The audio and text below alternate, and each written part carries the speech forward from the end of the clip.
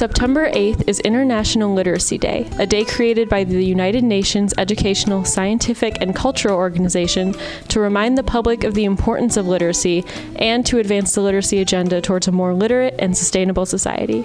This year's theme is literacy and multilingualism, and with us today to discuss the importance of literacy and multilingualism in our area is Kelly Sensei, a Japanese teacher at Everett High School in the Lansing School District. How are you doing today? Fine, thank you. Konnichiwa. That means good afternoon. All right, awesome. Well, tell us a little bit about yourself and your background. I've been teaching for about 21 years. I initially fell in love with Japanese because I was an exchange student 49 years ago. Wow. That's when awesome. I was 15.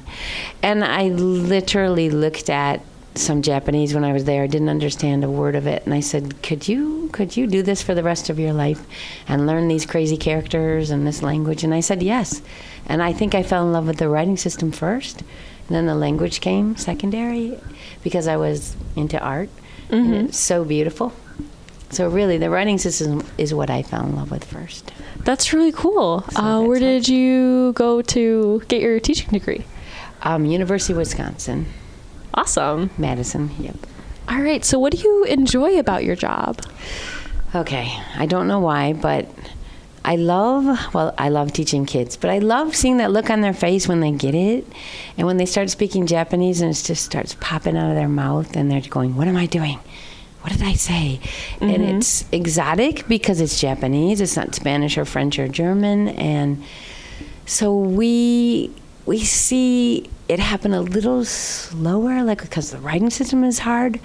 But when they start to write and use the language, it's really cool to see them do that. Because I say to them, how many people on your street can read and write Japanese? You're using 2 or 3 different writing systems. And they don't realize how cool it is until maybe a couple of years later when they're in the higher level Japanese courses. And multilingualism, according to the U.S. Census Bureau, is on the rise, even just from last year. In Michigan alone, after Spanish, the top languages are Arabic, German, Russian, and I mean, so many more. It's really, America has a very diverse population, and so our district is very that. diverse as well. I think 53 different languages. In my classroom, I could have someone from Nepal, Iraq, Congo, all at once going on all these languages that they are starting with, and English is their second language, then Japanese is their third language. So it's really interesting. That's incredible. It is. Yeah. And so what are some of the challenges of your job? Well, I think sometimes acceptance, even the parents will sometimes say, shall I say it? They'll say, my kid can't speak English. Why are they learning Japanese? Or when will they ever need Japanese? And I'm like, you guys, having a foreign language is so important. First of all, as I told you earlier when we spoke on the phone, when you have to access prior knowledge of your own language, whether it be French or Swahili, whatever, or English, you have to know the parts of speech and the parts of the language for me to say, hey, this is a noun in Japanese or this is an adjective. You're accessing prior knowledge. So I'm not, they're not looking at me like, what's a noun in Japanese? So you're really enhancing your knowledge of English because you have to go to it to understand the second language. And they're not learning it through immersion in our program. They're learning it, an hour a day in class. Unless they love to watch anime, then they're getting a little bit of supplemental material. They're getting comfortable with the language that way. Yeah. And then, so I guess we already touched on this earlier, but you said that you have seen, multilingualism on the rise in the Lansing School District. Yes. And another challenge is people don't, I guess being American is not crossing a border and having to change the language like you do in Europe. And all of a sudden, I'm in Switzerland, I jump into Italy, I'm in Germany, I jump over to England.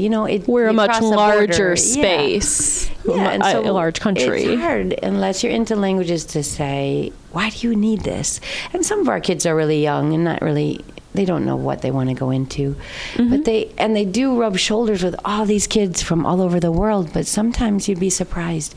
They're not interested, where are you from? Some are interested, like, where did you come from and what language do you speak? But for the most part, I don't think they realize about the globalization and how their life will be affected in the job market by other people from other countries. And knowing another language can be a huge step up.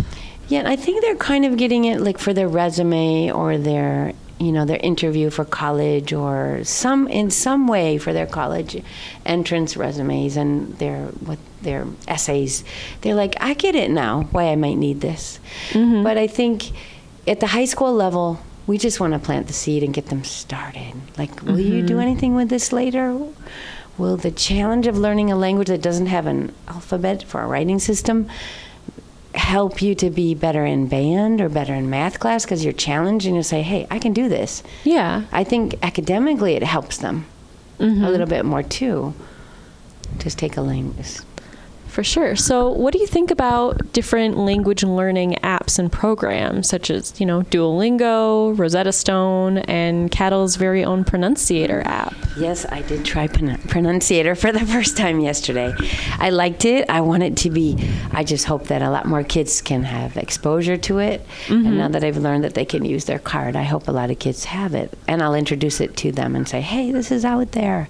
Yeah. But Duolingo, sometimes we use that when we go to Japan with our students, and we have to have a substitute, and we put the computers on, we let them do Duolingo. They go at their own pace. Sometimes kids do their work, we can see what they do, and sometimes they don't. Yeah. We also use Flipgrid.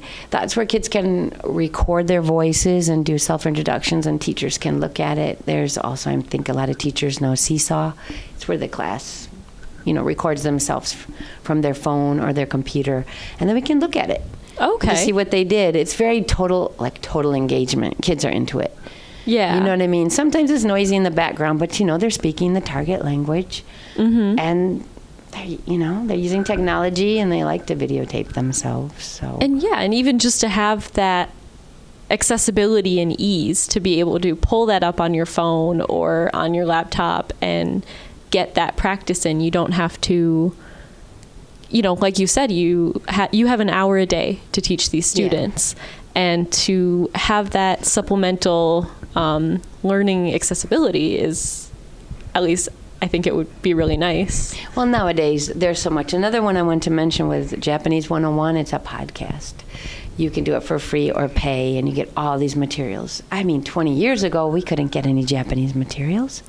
It was predominantly Spanish, French, German. Very cool. So there's a lot more out there for them. But I will tell you, most of my kids who come in speaking Japanese, they were watching TV dramas or they were watching anime.